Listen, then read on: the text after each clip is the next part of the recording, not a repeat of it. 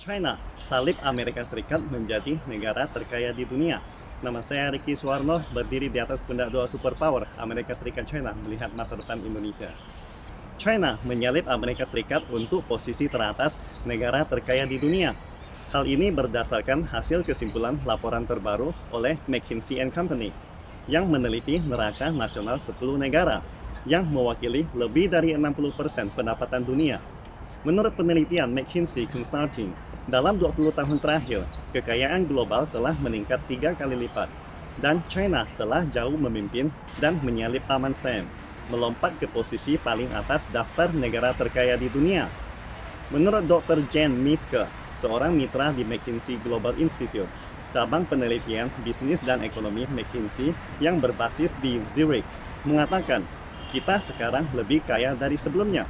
Studi tersebut menunjukkan bahwa aset bersih global meningkat dari 156 triliun dolar pada tahun 2000 menjadi 514 triliun dolar pada tahun 2020. Dan China telah menyumbang lebih dari sepertiga peningkatan tersebut.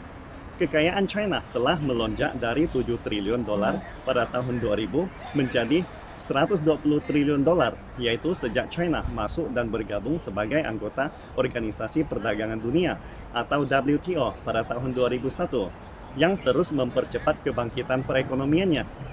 Selama periode yang sama, aset bersih Amerika Serikat meningkat 2 kali lipat dan mencapai 90 triliun dolar.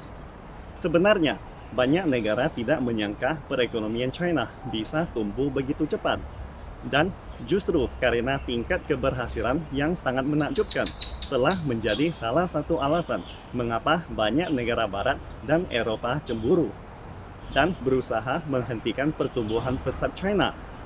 Sehingga ada sebagian politikus Amerika Serikat menganggap membiarkan China bergabung dengan WTO memberikannya hubungan perdagangan normal permanen adalah suatu kesalahan besar.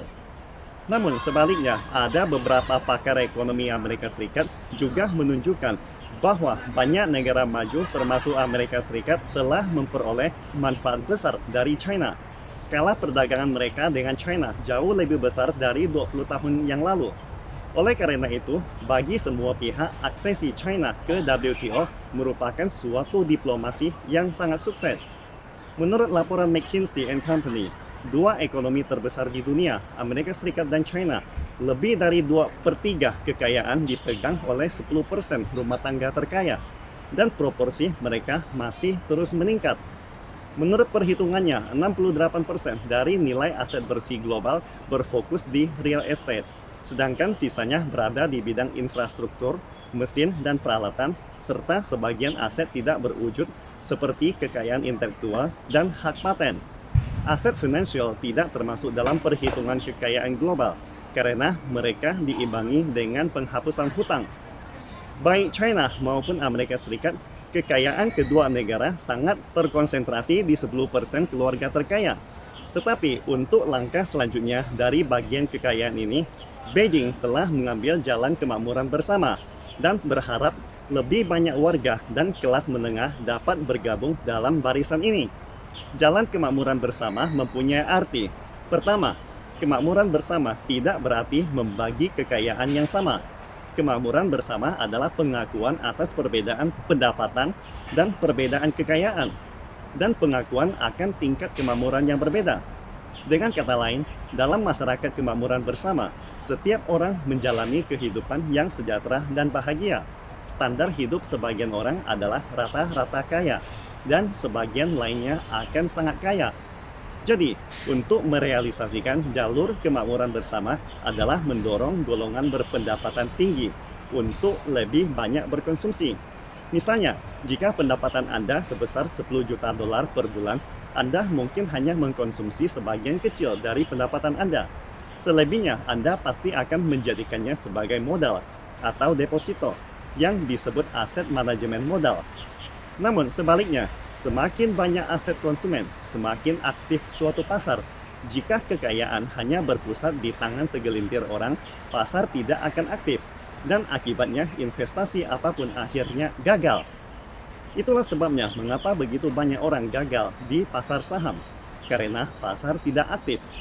Meskipun kekayaan China dan Amerika Serikat telah meningkat banyak, namun kekayaan ini ada di tangan minoritas. Oleh karena itu, China menemukan masalah desain tingkat atas, yaitu menjadikan bagian dari aset modal ini menjadi aset konsumen. Itulah jalur kebijakan kemakmuran bersama yang sedang dipromosikan Beijing saat ini. Namun sayangnya, Amerika Serikat mungkin masih belum menyadarinya. Presiden Biden menginstruksikan agar The Fed Amerika Serikat mencetak sebanyak mungkin dolar dan kemudian mendistribusikannya ke semua warganya. Lalu, apa langkah selanjutnya? Presiden Biden mungkin tidak dapat peduli langkah selanjutnya, karena beliau hanya dapat mengurus masalah selama 4 tahun. McKinsey & Company juga menekankan pesatnya pertumbuhan nilai aset bersih global selama 20 tahun terakhir telah melampaui pertumbuhan PDB dan telah didorong oleh harga real estate karena penurunan suku bunga.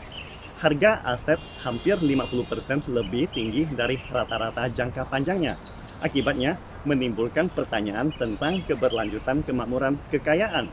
Melonjaknya harga real estate mungkin membuat banyak orang tidak dapat membeli rumah, sehingga meningkatkan risiko krisis keuangan, seperti krisis yang disebabkan Amerika Serikat pada tahun 2008. Menurut McKinsey, solusi paling ideal adalah memungkinkan kekayaan dunia untuk berinvestasi lebih produktif, sehingga memperluas PDB global. Pastikan Anda subscribe dan share akun ini supaya senantiasa mendapatkan info terbaru tentang teknologi terkini AI berkaitan. Salam Indonesia Maju!